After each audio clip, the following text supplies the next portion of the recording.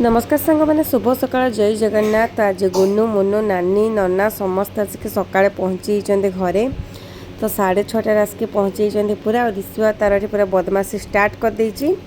मैंने तार बदमाशी को सब देखुं। ये नानी बाढ़ा बाढ़ी कर मुढ़ी तो आलू पत्ता बनई सकाଳେ तो बसिकी नानी मुझे मुढ़ी खाइबा।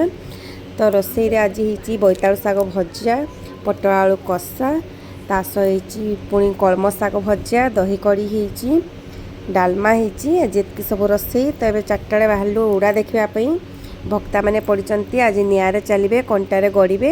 तेज आसिक मंदिर पहुँची गले तो चलते देखिए ये कंटा सब बिछाऊँगी बढ़ुं देखते समस्ते भक्ता मैंने निआरे चलिए तेज आरंभ हो निआरे चलवा।